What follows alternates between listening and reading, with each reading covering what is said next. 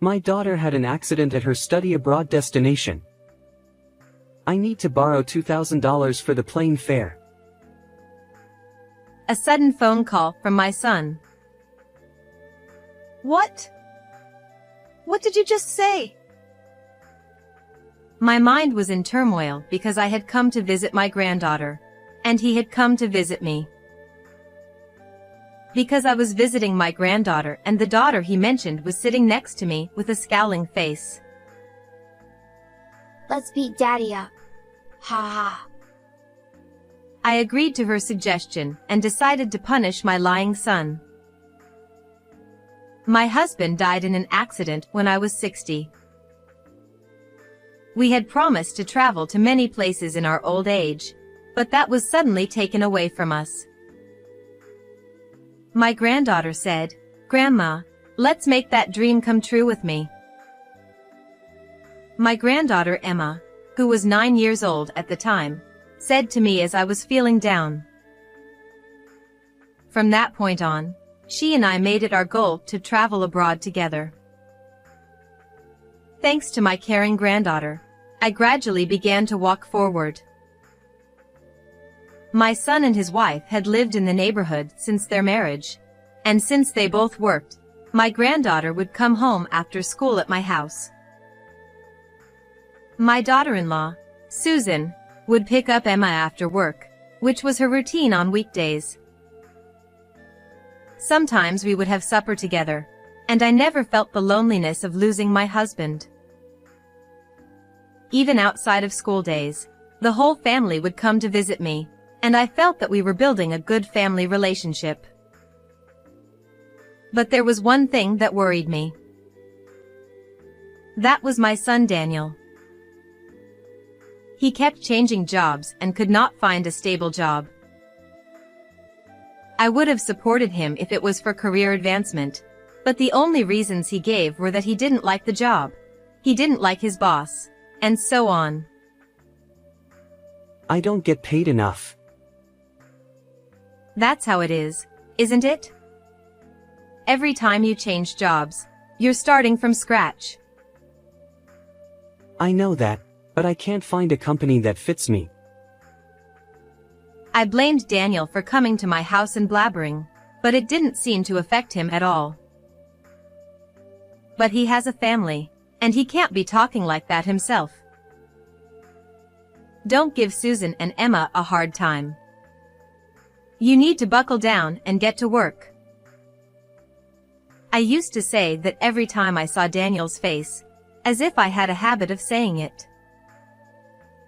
He would reply, "Yes, yes, I know," but in the end he kept changing jobs after that. I was wondering what to do, but more importantly, I was feeling sorry for my daughter-in-law. I'm working too, and somehow it's all right. Susan smiled back at me, saying so. Nevertheless, I was feeling regretful because I wondered if I had not raised my son in the right way. However, there was no way my son could understand my feelings. Finally, he even started asking me for money from time to time. I can't do that, not even in a parent-child relationship. I'm sorry. Well, you might be putting Susan and Emma out on the street. Even though I refused, he kept bringing up his wife and granddaughter to gauge my reaction. When he said that, I couldn't prod him any further either. I understand. But make sure you use it for the both of them. Okay, leave it to me. Daniel replied in a light-hearted tone, and I gave him some money, but not much. Years later, as a junior high school student, Emma was interested in French. She learned it in class and became addicted to dramas and movies. From there, she studied hard and took French exams and passed them one after another. Then she began to think that she wanted to study abroad when she reached high school age. I'm glad you're getting your wish, but I guess I'm going to miss you. What are you talking about? I'm going abroad first and you're coming later. Then you will have a guide and you won't have to worry, right? My granddaughter said with a confident look on her face. I was so happy that I could not believe that she was thinking like that. She is really a sweet girl. I will do my best to support her. Then the months passed, and Emma was a freshman in high school. My son came to my house with a serious look on his face. I might not be able to send her to study abroad because I don't have enough money. Unlike Daniel's previous requests, this time it was about my granddaughter. I answered immediately without any worries. No problem, I will pay for it. What? Are you sure? I had no hesitation because I wanted to support Emma's dream and my husband's insurance money was still untouched. Of course, I knew that my son had been counting on me from the beginning. But I was more concerned for my granddaughter's sake. Emma put more and more effort into her French studies, and in the summer of her sophomore year of high school, she successfully went to France to study. And my son, whom I had been worried about, finally found a job at a company where he could settle down and work, and he told me that he would be able to do his best next time. However, he asked me to help him until his salary stabilized, and I agreed to support my granddaughter's living expenses abroad. It is for Emma's sake. We exchanged messages with my granddaughter and had occasional video phone calls to see how she was doing. At that time, Daniel was busy with work and was not at home much, and Susan often came to visit me by herself. So, I was happy to spend time with the three of us on the video phone sometimes, drinking coffee and talking about things like this and that. Then, 6 months after Emma had studied abroad, I had an idea. I said to my granddaughter, "This is kind of sudden, but do you mind if I come to visit you? I would love to celebrate your birthday with you." I sent an email to my granddaughter. She immediately replied, "Sure." I was so happy that I decided to go visit Emma at her place on her birthday. Since I was going there, I decided to ask my son and his wife if there was anything I could bring with me. She misses the taste of American candy bars. That's what she told me, and she handed me the candy bars. How about Daniel? I think I should ask him too. He's away on a business trip starting today. And I don't know when he will be back. Oh, I see. Then you don't have to ask him. He wouldn't know what she needs anyway. My son usually left his child to his wife, so I thought it would be useless to ask him. So I decided to leave Japan the next day without asking Daniel anything. Grandma. When I arrived there, Emma met me at the airport. We were happy to see each other again after 6 months, and we spent as much time as time allowed, sightseeing and chatting. Although there was a time difference between the US and France, we were so happy that I didn't feel tired at all. On the day I returned home, as I was packing my bags at the hotel where I was staying, I received a call on my cell phone. Oh dear. Who is it? I looked at the screen and saw that the caller's name was Daniel. I pressed the call button, tilting my head at the person who rarely calls me. My daughter had an accident at her study abroad destination. I need to borrow $2,000 to pay for the flight. As soon as the call was connected, I heard my son's impatient voice on the other end of the line. What? What did you just say? I asked back, not understanding what he meant. Thinking it might be a wrong number, I checked the screen again, but it still seemed to be Daniel. Banks are closed on Saturdays and Sundays, aren't they? Besides, I'm on a business trip right now. I'm going to pick up the money directly at home on Sunday, so get ready for me. Yeah. Confused and overwhelmed by my son talking so fast, I could only say, okay. Oh. Then don't call Susan. She's panicked and in no condition to talk. He told me that and unilaterally hung up on me. What the hell is going on? I was becoming increasingly confused. I was talking in speaker mode while packing, so Emma, who was beside me, also heard the conversation. Dad is really a money slacker, isn't he? My granddaughter said in disgust with a sigh. He's a troubled man. I'll have to call him one more time and give him a lesson. I mumbled and tried to pick up my phone. Wait. My granddaughter stopped me. Let's beat Dad. Ha ha. A surprising suggestion from her. Well, that might be a good idea. I had already lost my patience with my son who was trying to get money from me by even telling a ridiculous lie that his own daughter had been injured. So I immediately agreed with Emma's suggestion. On the way to the airport, my granddaughter and I devised a plan to expose my son's evil and decided to trap Daniel. On the Sunday my son specified, I was at home after returning to Japan. I had a slightly thick envelope in my hand.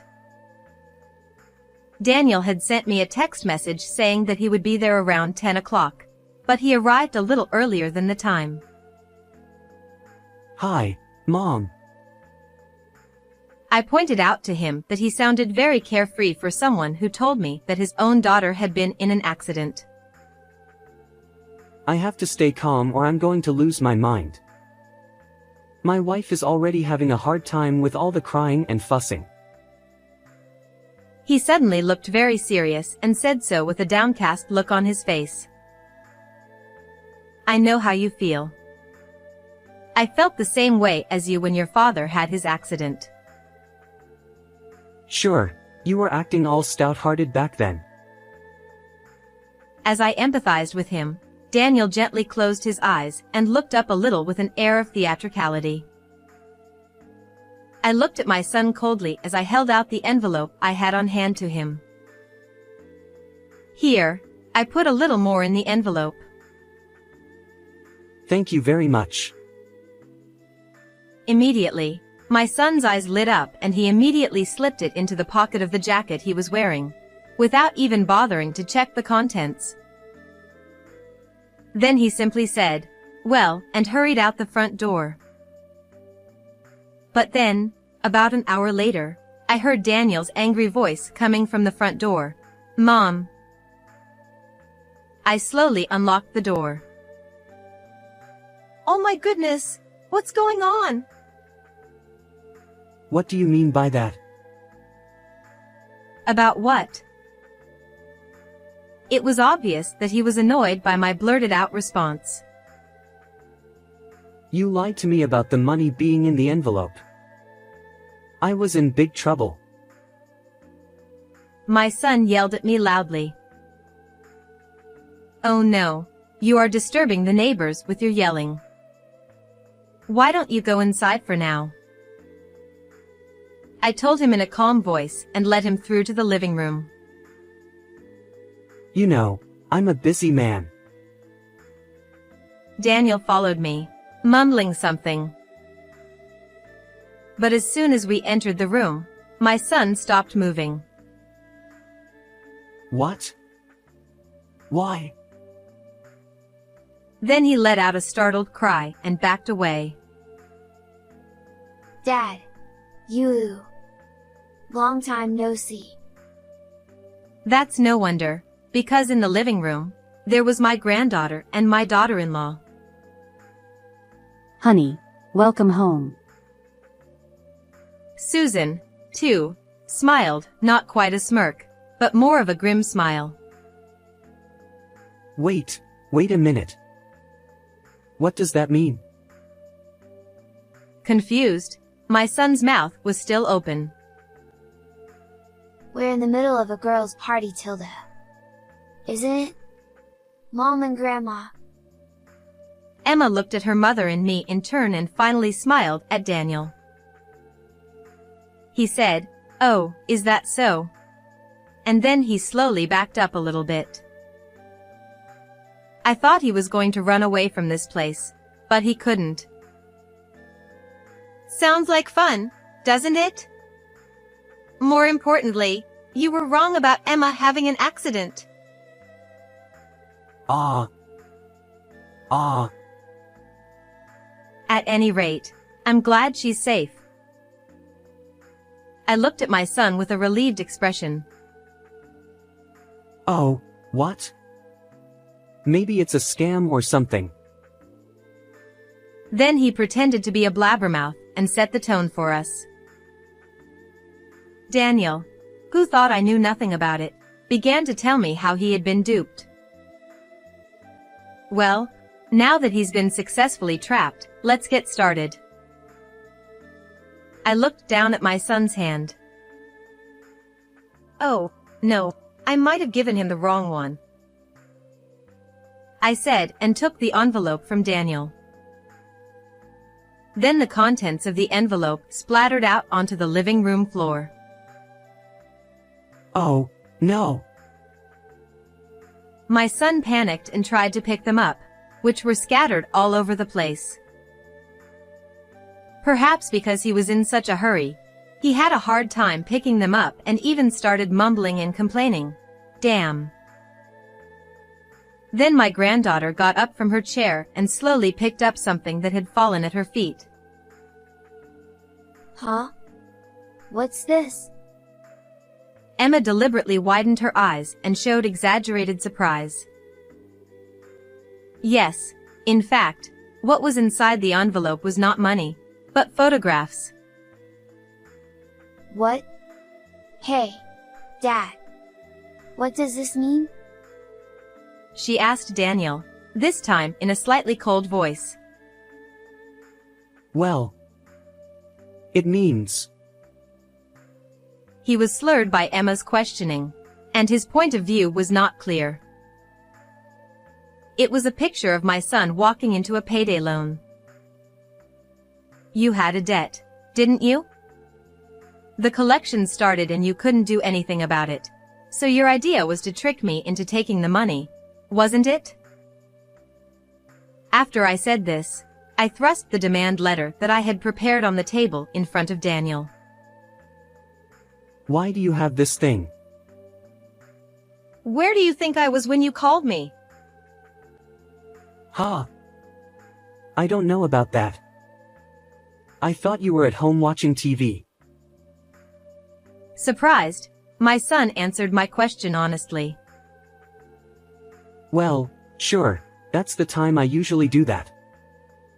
I was abroad at the time, at Emma's study abroad place. Daniel rolled his eyes at my answer and mumbled, "Well, why?" I was visiting to wish her a happy birthday. My son, whose head must have been spinning, didn't say anything back. After a while, however, he strode up to his wife and said, Hey! Why didn't you tell me my mom was overseas?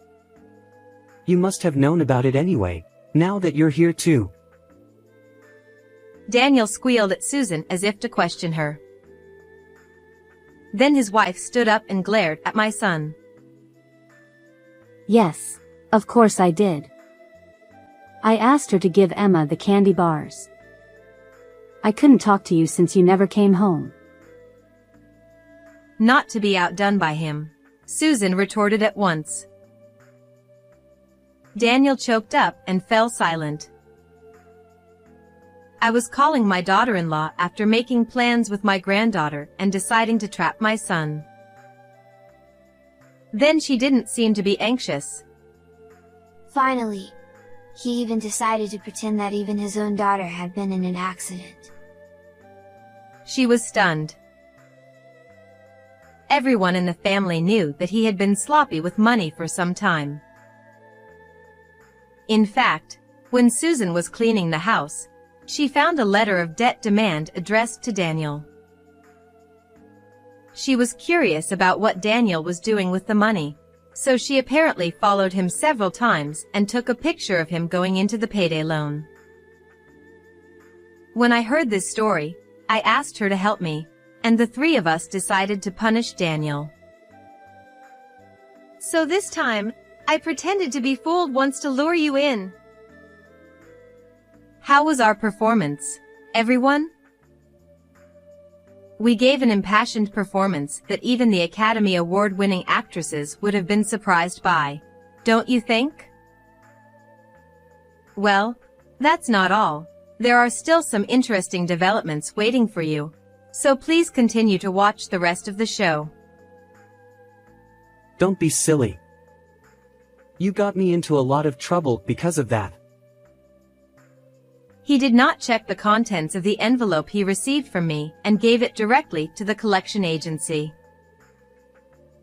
So the person in charge opened the envelope to check the contents, and for the first time, he discovered that inside was photographs. He was asked, "Sir, what is this?" He apologized repeatedly and he managed to get him released from there. That's why, Mom. I need to pay back the loan right away, so please lend me $2,000. Please, I beg you, for the rest of my life. My son had never learned his lesson, and he said the most outrageous things. But I ignored him and focused on him. Susan is paying for your living expenses and I am paying for Emma's study abroad. Then what on earth is your debt for? That's none of your business. Oh. Is it something you can't tell me? As I slowly questioned him, Daniel became silent. Then I'll tell you. What? I took another picture from the table and fluttered it in front of him. I wonder if you were paying your dues to this woman. Yes, Daniel was having an affair and was spending money on his partner until he was in debt. Wait a minute, how much do you know about this? He looked at me as if he was looking at something horrible. Well, I guess that's understandable. After all, everything he did was being tracked. I'm the one who took that picture, too. I had complained to your mother about you coming home late, but I couldn't talk to her about the affair. Susan told Daniel in an angry voice. Apart from the demand letter, Susan had been suspicious of his late return home and had also investigated his relationship with a woman. Daniel, as expected, was doing evil, but Susan seemed to have put up with it without divorcing him because Emma was not yet an adult. Incidentally, as for this affair partner, it seems that the relationship started shortly before the granddaughter went to study abroad. My daughter-in-law once told me with a sigh that she just didn't know about it before, and that there might be something else. You're not only sloppy with money, you're sloppy with women. You're disgusting. Mom, you should break up with him as soon as possible. I'm fine without you, Dad. Emma firmly expressed her feelings and smiled at Susan. What the hell? You're a child, don't meddle in our marital affairs. My son, who did not seem to like that, shouted at my granddaughter as well. Besides, you're supposed to be studying abroad. Why are you here? Now that he realized it, he said, "I'm not letting you go there for fun." He accused her. I'm just back home temporarily. My grandmother is funding me quite a bit, and I came back to punish you with her. But even the airfare isn't free. My mom probably paid for it anyway. I just borrowed it from Grandma this time, and I promise to pay her back when I work. I'm not like you. My granddaughter retorted, and Daniel couldn't say anything to this and shut up. She was so much better than my son. Emma says this, too, and you should get a divorce. Susan thrust the divorce papers, with her column filled out, at Daniel. I would also appreciate alimony for the affair and child support, please. The son then made a fuss, claiming that there was no way he could pay. Emma, if mom and dad get divorced, you'll be in a lot of trouble, you know. You hear it's tough being a single parent, right? I'll be fine without you.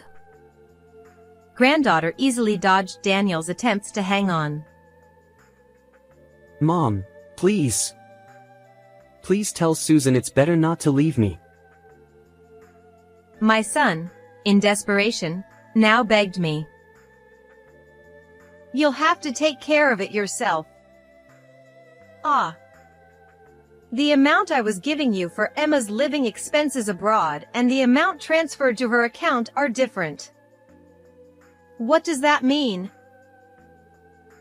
That's not important right now. No, it does matter. Let me be clear here now. He then confessed that he had taken some of the money he had received and transferred it to his daughter's account. You really are irredeemable, you know that? I don't want a child who cheats his parent. I want you to stay out of my life. Oh, no. I said coldly, and Daniel went into a state of abandonment and froze on the spot. The divorce between the son and daughter-in-law was subsequently finalized. Daniel was to be charged a lump sum of $42,000 in alimony and child support. He could no longer borrow from anywhere and asked me to loan him the money, but of course I firmly pushed him away. In the end, he sold the house and paid his alimony and other bills, but he was not able to pay back all of his debt from the payday loan, and some of the debt remained. Even though my son was disowned by me, he asked me again to let him live in our home because he had no place to live. Of course, I told him that it was impossible. He is now working several part-time jobs in addition to his job in order to repay the debt. Meanwhile, my granddaughter has returned home safely after completing her studies. She is living with her mother in an apartment near me, and we still interact with each other. It seems that Emma now has a goal of conveying the good qualities of the US to other countries. To achieve this goal, she said she would like to travel around the US with me little by little. My senior years are happy and joyful. I looked up at the clear blue sky and told my husband in heaven. What do you think of this story? Please subscribe to our channel. See you in the next video.